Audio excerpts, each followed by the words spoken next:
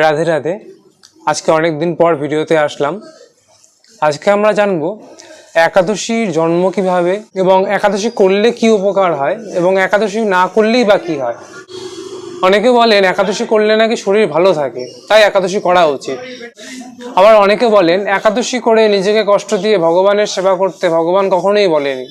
তো আজকে আমরা এই ভিডিওর মাধ্যমে জানবো একাদশীর জন্ম হলো কিভাবে, একাদশী করলে কি উপকার হবে, আর একাদশী যদি না করি তাহলেই বা কি হবে। তো চলুন ভিডিওতে এগিয়ে যাই। তো প্রথমে বলি একাদশীর জন্ম হলো কিভাবে। মূর নামক একজন অসুর ছিল। মূর নামক অসুরটা দেবতাদের সাথে যুদ্ধ করছিল। দেবতারা মূর নামক অসুরটাকে হারাতে পারছিল না। তখন দেবতারা ভগবান বিষ্ণুর কাছে গেলেন রক্ষা পাওয়ার জন্য। তখন ভগবান বিষ্ণু বললেন যে ঠিক আছে, আমি এই অসুরটাকে যুদ্ধে হারাবো। এরপর ভগবান বিষ্ণুর সাথে মূর নামক অসুরটার 100 বছর যুদ্ধ হলো। 100 বছর যুদ্ধের পর ভগবান বিষ্ণু হেরে যাওয়ার ভান করে একটা পর্বতের গুহায় ঢুকে পড়লেন। মূর নামক অসুরটাও সেটা দেখে সেই পর্বতের গুহায় ঢুকে গেলেন এবং ভগবানকে বললেন, এবার তুমি কোথায় পালাবে, এবার তোমাকে কেউ বাঁচাতে পারবে না। এই বলে ভগবান বিষ্ণুকে আঘাত যেই করবে সেই সময় ভগবান বিষ্ণুর শরীর থেকে একটা জ্যোতির সৃষ্টি হলো। সেই জ্যোতির থেকেই সৃষ্টি হলো একজন নারীর, এবং এই নারীটি সৃষ্টি হওয়ার পরই অসুরটার মস্তক ছেদন করে দিল। ভগবান বিষ্ণু এটা দেখলেন এবং বললেন যে আমি 100 বছর ধরে যুদ্ধ করছি, এই অসুরটাকে হারাতে পারছি না, আর তুমি একজন নারী হয়ে এই অসুরটাকে হারিয়ে ফেললে। তখন নারীটি বললেন যে ক্ষমা করবেন, আমাকে এভাবে বলবেন না, আমি তো আপনারই অংশ। তখন ভগবান বিষ্ণু এই নারীকে পৃথিবীতে পাঠান একাদশী ব্রত হিসাবে এবং বললেন যারা এই একাদশী ব্রত পালন করবে তাদেরকে অন্য কোনো ব্রত পালন করতে হবে না। তো এইভাবেই একাদশীর জন্ম হলো। এবার বলি আমরা কেন একাদশী পালন করব এবং একাদশী পালন না করলেই বা কী হবে। একবার ভগবান বিষ্ণু যমলোকে গেলেন এবং যমরাজ কিন্তু ভগবান বিষ্ণুর অনেক বড় ভক্ত। এবার ভগবান বিষ্ণু জমালয়ে গেছেন, তাহলে ভাবুন যমরাজ কতটা খুশি হয়েছেন। যমরাজ তো আনন্দে হরে কৃষ্ণ কৃষ্ণ কৃষ্ণ হরে হরে, হরে রাম রাম রাম হরে হরে এই মহামন্ত্র কীর্তন করতে করতে নাচতে শুরু করে দিলেন।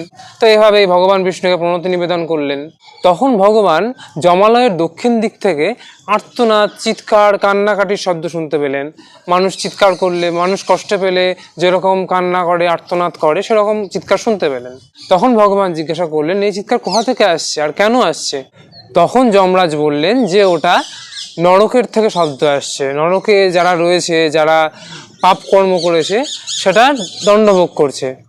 তখন ভগবান ভাবলেন এরা তো আমারই সৃষ্ট জীব, তাহলে এদের জন্য কিছু একটা উপায় বের করতে হবে।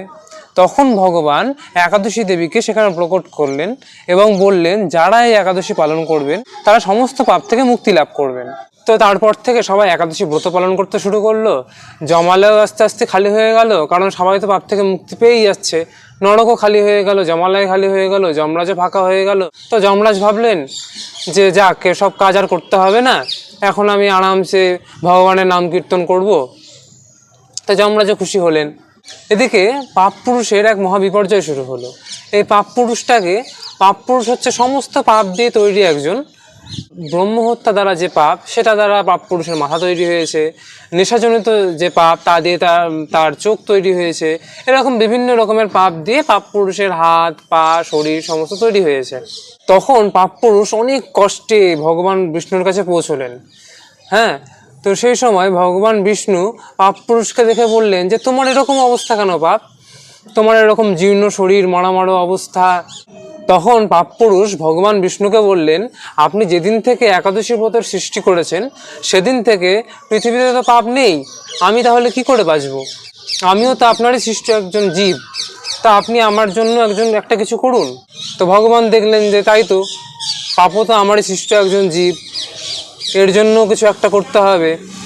তখন ভগবান বিষ্ণু বললেন যে ঠিক আছে, আজকে থেকে একাদশীর দিন করে সমস্ত পাপ অন্নের ভেতরে প্রবেশ করবে, এবং কেউ যদি পাপ নাও করে এবং একাদশীর দিন অন্ন গ্রহণ করে তাহলে সমস্ত পাপ তার শরীরে প্রবেশ করবে।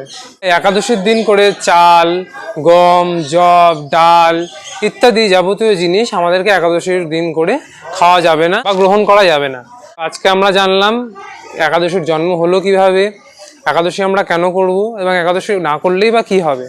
তা আমরা এরপরের ভিডিওতে জানবো আগামী যে একাদশী রয়েছে তার মাহাত্ম্য, তার পালন কখন, এবং যারা আমার চ্যানেলে নতুন তারা আমার চ্যানেলটিকে সাবস্ক্রাইব করবেন যাতে প্রতিটা একাদশী ব্রতের আপডেট আপনারা তাড়াতাড়ি পান এবং কীভাবে পালন করতে হবে, একাদশীতে কী খেতে হবে এবং না কী খেতে হবে না তা আমি আমার ভিডিওতে আলোচনা করব। তো রাধে রাধে।